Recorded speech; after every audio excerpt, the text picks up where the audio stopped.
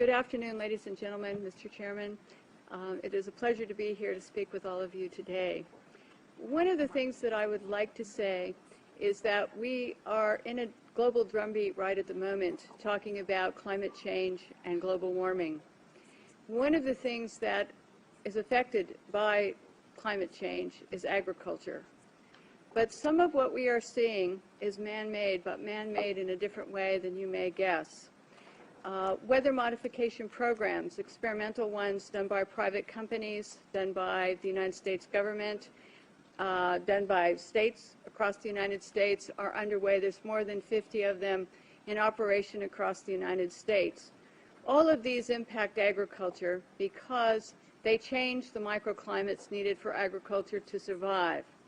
None of these programs that I know of today, and this is all public record, are available at any time with oversight, agricultural oversight or public oversight. These programs impact agriculture, and there are programs around the world. International corporations are modifying our weather all the time, and they're modifying it in ways that cover thousands and thousands of square miles. Most of it is chemically altered, so that what happens is that we are putting chemicals, ground-based chemicals that are shot into the air, or chemicals coming from airplanes that change and modify our weather. So one of the things that I'm concerned about and that we need to address in the future is how these programs are impacting microclimates needed for our crops to survive and needed for pollination. If we change the growing season, the pollinators may not survive, and also our crops, our flowers, and our tree crops may not get the pollination needed. So one of my areas is looking at this situation to see if we can begin to put under control experimental and other types of weather modification programs. The other issue is that a lot of times we're talking about mitigation for climate change. It's rather an undefined term at this period of time.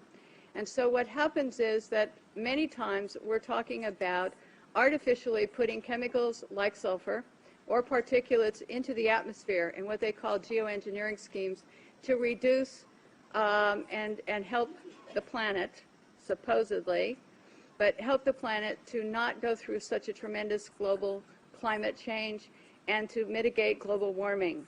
However, the incidence of putting chemicals into our atmosphere is going to change and impact agricultural crop production. And if you take and you put up into our skies chemicals to reduce the amount of sunlight reaching the earth, you are going to begin to reduce crop production.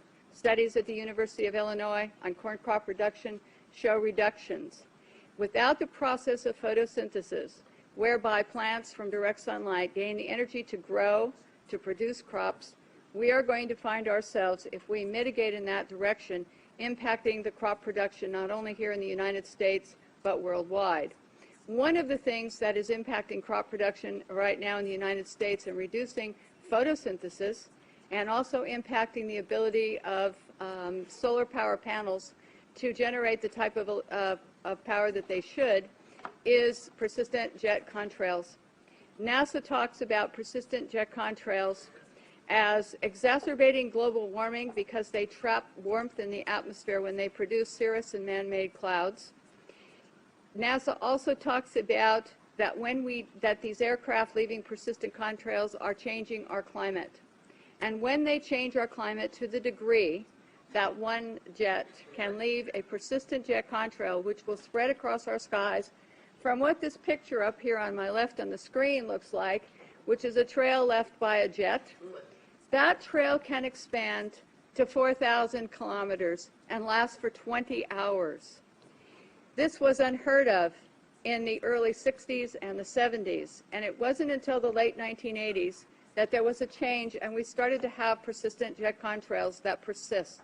NASA studies show that part of our global warming problem could be attributed to these types of contrails and the jets that leave them. So one of the issues as we go through is, how do you like your skies, natural or man-made? And right now we are making man-made clouds, and this is trapping warmth in our atmosphere. The climate change that is produced by these jets, not all jets, mostly some non-commercial, But what happens to our skies is that we start to see the changes.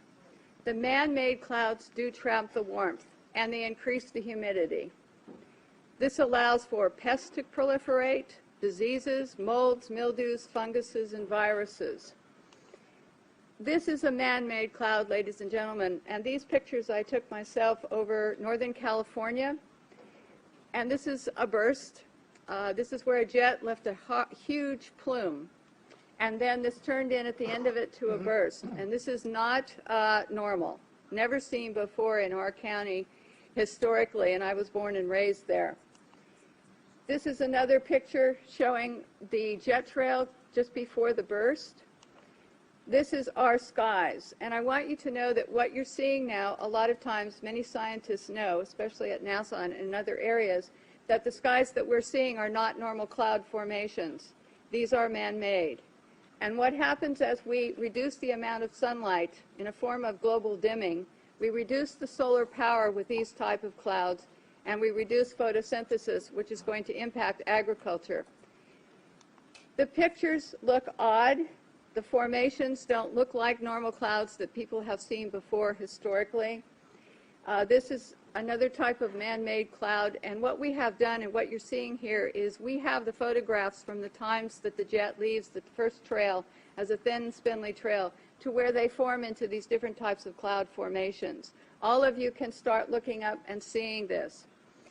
What happens is that there are experiments, and there's a color, you can see some color in this photograph. And part of what we're doing also is we're sending up canisters. The United States government, NASA, the U.S. Air Force, is sending up canisters into the atmosphere filled with chemicals to modify and experiment with our ionosphere. And when we modify and experiment with our ionosphere up here, we create experiments which they can see through these persistent jet contrails as they stay in the sky for long periods of time, and they can watch the experiments. The type of chemicals they are using are aluminum, barium, strontium, and these canisters are sent up on rockets, and what they do is they superheat the canisters to create experiments in our atmosphere. The experiments can give you colorful auroras, which they talk about as being wonderful. Many times people think that the auroras in Alaska and the ones we see are normal, but there's beginning to be more and more seen across the United States and elsewhere where aluminum, trimethyl aluminum experiments to make clouds are beginning to impact us. The reason I am concerned for agriculture is that none of these experiments have any public oversight nor agricultural oversight. Our drinking water is impacted because the chemicals are now beginning to show up in our drinking water. In California, the State Department of Health drinking water tests were examined between 1970 and this year, and we found unusual spiking in barium, aluminum, strontium, magnesium, calcium, manganese, and all of these spiked at the same time in various drinking water supplies across the state of California and also in Arizona. So what's happening with these atmospheric tests is that aluminum, as one example, gets into, with increased pollution and acid rain, gets into the root systems of our crop trees and our trees, and it looks like the trees are dying of drought, but they're not. What happens is that the root systems can no longer absorb the water and the nutrients needed to survive. Many of our forests in Redding, California and other areas are dying. The oak trees, the redwood trees, the Douglas fir, across the United States, many areas. We believe that these trees are impacted because they cannot absorb enough water because aluminum is going into their root systems. Also, molds, mildew, and fungus from warmer temperatures produced by persistent jet contrails are also allowing pests and molds to proliferate, also impacting tree health and crop health.